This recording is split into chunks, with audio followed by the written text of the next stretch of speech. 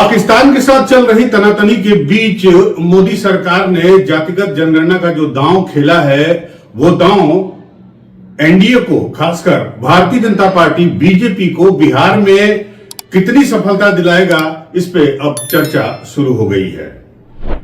NDA का ये दांव उसको गलत पड़ेगा या सही पड़ेगा, ये मास्टर स्ट्रोक होगा या फिर इसका फायदा, इसका क्रेडिट कोई और उठा ले जाएगा, और वो कोई और नहीं, नीतीश कुमार। जी नमस्कार दोस्तों, मैं हूं अनूप श्रीवास्तव और आप देख रहे हैं मेरा चैनल। दोस्तों, इस वीडियो में हम बात करेंगे जातिगत जनगणना कराने का ऐलान को लेकर बिहार में चल रही राजनीति के बारे में। क्या इस जातिगत जनगणना कराने से या जातिगत जनगणना का ऐलान कराने से बीजेपी को बिहार चुनावों में फायदा होने जा रहा है? क्या जातिगत जनगणना बीजेपी के लिए मास्टर स्ट्रोक साबित होगा? क्या बीजेपी को डर लग रहा था कि एक बिहार ऐसा राज्य है जहां उसका हिंदुत्व का कार्ड अब तक नहीं चला है, तो उसने बिहार में चुनावी नैया पार करने के लिए जातिगत जनगणना का ऐलान कर दिया है? यह तो आप भी समझते होंगे कि बिहार में जब तक चुनाव होंगे और चुनाव के परिणाम आएंगे, तब तक जो है जाति जनगणना नहीं हो सकती है या नहीं होगी। उसके बाद ही जो है वो जाति जनगणना होगा, अगर केंद्र सरकार चाहेगी। तो बिहार के लिए बिहार चुनाव के लिए यह ऐलान बीजेपी के लिए लिटमस टेस्ट साबित होगा, क्योंकि इस ऐलान के बाद जो पहला बड़ा चुनाव होने जा रहा है वो बिहार में ही होने जा रहा है। हम इस पर चर्चा करेंगे, आप बने रहिए हमारे साथ वीडियो के अंत तक। और अगर आपको हमारा वीडियो पसंद आए तो हमारे चैनल को लाइक, सब्सक्राइब करना बिल्कुल मत भूलिएगा। गौरतलब है कि बिहार में लोकसभा चुनाव में एनडीए को 10 सीटों का नुकसान हुआ था। जी हां, उसे 30 सीटें मिली थी और उस वक्त जातिगत जनगणना का झंडा इंडिया गठबंधन या राहुल गांधी बुलंद किए हुए थे। तो अब सवाल यह उठता है कि बिहार के जो वोटर्स हैं वो इसका क्रेडिट किसको देंगे, क्योंकि राहुल गांधी ने बिहार से बाहर जातिगत जनगणना का झंडा बुलंद रखा, हमेशा इस मुद्दे को उठाए रखा, जीवित रखा, संसद में सवाल पूछे। और नीतीश कुमार, जिनके नेतृत्व में एनडीए बिहार में चुनाव लड़ रही है, नीतीश कुमार ने बाकायदा कास्ट सर्वे करा दिया। यह बात अलग है कि उसकी रिपोर्ट अभी तक नहीं आई, लेकिन कास्ट सर्वे करा के नीतीश कुमार अगर जातिगत समीकरणों की बात करें तो उस जातिगत समीकरण के हीरो बनकर जरूर उभरे हैं। अब चलिए बात कर लेते हैं विधानसभा चुनावों की। विधानसभा चुनाव में जैसा कि आपको मालूम है कि पिछले चुनाव में नीतीश कुमार की पार्टी जेडीयू को काफी बड़ा नुकसान सहना पड़ा था। फायदे में रही थी बीजेपी और फायदे में रही थी आरजेडी, और साथ ही साथ आरजेडी की पिछलग्गू पार्टी कांग्रेस भी, जिसे 19 सीटें मिल गई थी। तो इस बार जो जेडीयू के पास, या यूं कहें नीतीश कुमार के पास, खोने के लिए कुछ नहीं है। बीजेपी का हिंदुत्व का झंडा बिहार में नहीं चलेगा, और यही कारण है कि जिसकी वजह से लोग मान रहे हैं, एक्सपर्ट ये मान रहे हैं कि बीजेपी ने ये जातिगत जनगणना कराने का दांव खेला है बिहार में। लेकिन इसका कितना फायदा उसे मिलेगा ये तो वक्त बताएगा, जब चुनाव परिणाम आएंगे तब पता चलेगा। लेकिन इसका फायदा जेडीयू को जरूर मिलेगा।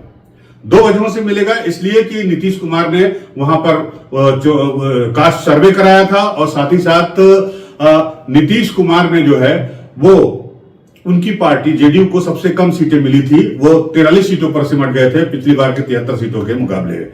तो इस बार एनडीए में जेडीयू के पास खोने के लिए कुछ नहीं है, पहली बात। दूसरी बात कि बिहार में बीजेपी के पास कोई चेहरा नहीं है। बीजेपी के पास ले दे के जो चेहरे हैं वो छोटे मोटे चेहरे हैं, समुदाय विशेष के चेहरे हैं, चाहे वो चिराग पासवान हो, पासवान कम्युनिटी के वो नेता हैं, चाहे वो सम्राट चौधरी हो, वो कुशवाहा कम्युनिटी के नेता है, उसी कुशवाहा कम्युनिटी के उपेंद्र कुशवाहा भी उसमें शामिल है, एनडीए में शामिल हैं। तो सभी अपने अपने समुदायों का प्रतिनिधित्व करते हैं। यहां तक कि नीतीश कुमार के साथ भी एक खास तबका ही जुड़ा है। लेकिन चूंकि नीतीश कुमार के पास 20 सालों का तजुर्बा है, 20 सालों का एक्सपीरियंस है मुख्यमंत्री के बने रहने का, और साथ ही साथ बिहार की जनता को साधने का।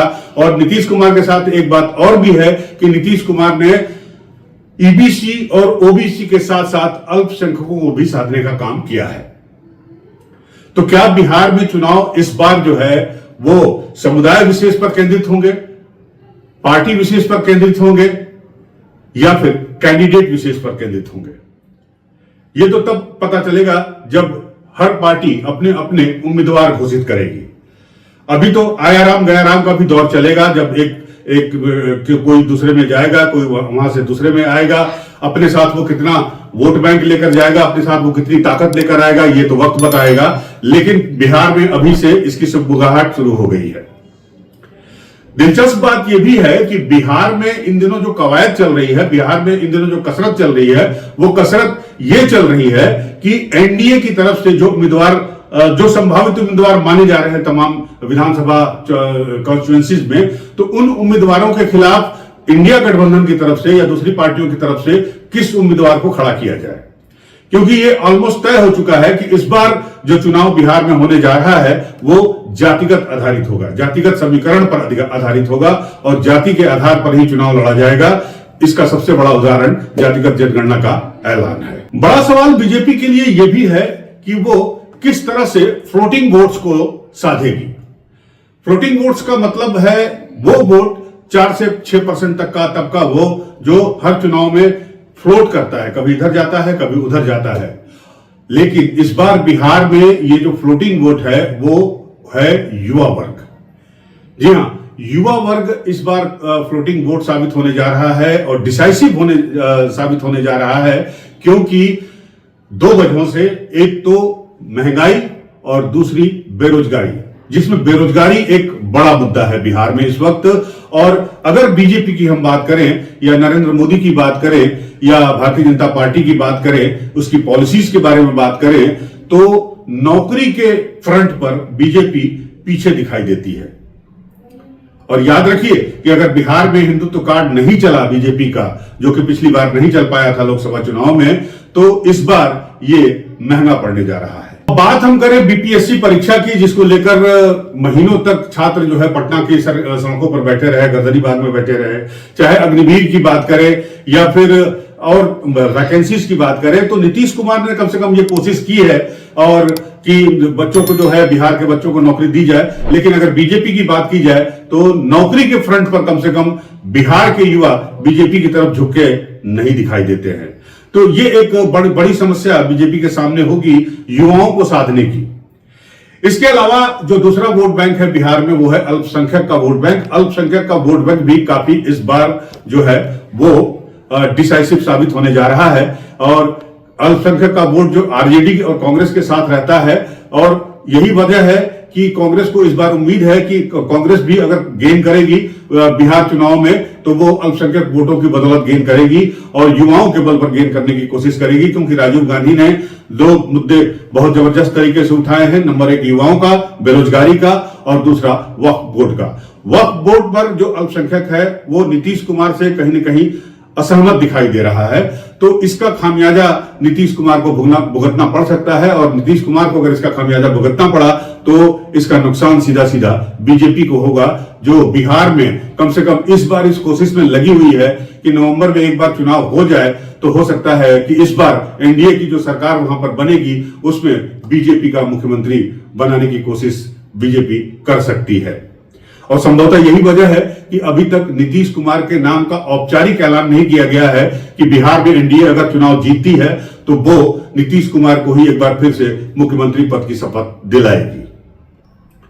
तो बड़ा ही दिलचस्प हो चला है बिहार का चुनाव। डे बाय डे इसकी दिलचस्पता बढ़ती जा रही है और एक के बाद एक तरकस से तीर छोड़े जा रहे हैं। इसमें एक फैक्टर और शामिल है, वो है पीके का। लेकिन पीके की पार्टी जो है जनसुराज, वो कहां तक जा पाएगी और कितनी सीटों पर वो चुनाव लड़ेंगे, और जितनी सीटों पर वो चुनाव लड़ेंगे उसमें से कितनी सीटों पर वो अपनी उनकी पार्टी या उनकी पार्टी के उम्मीदवार अपनी जमानत बचा पाएंगे, ये भी देखना बड़ा दिलचस्प होगा।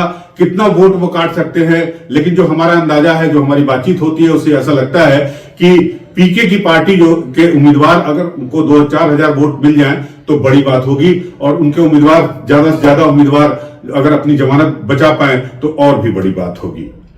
लिहाजा पीके फैक्टर तो मुझे नहीं लगता कि इस बार काम करने जा रहा है। जो फैक्टर काम करने जा रहा है बिहार में वो सिर्फ और सिर्फ जातिगत समीकरण है, जाति है और इसी जाति के आधार पर न सिर्फ सारी पार्टियां अपने उम्मीदवार खड़ा करेगी बल्कि इसी जाति के आधार पर पार्टियां वोट भी मांगेगी। लेकिन जाति जनगणना का ऐलान करने से बीजेपी को उन जातियों का वोट मिलेगा, ये थोड़ा सा मामला संशय में दिखाई देता है। तो बनी रहेगी हमारी नजर, आप भी हमारे साथ बने रहिए। मिलते हैं आपसे अगले वीडियो में, तब तक के लिए नमस्कार, जय हिंद।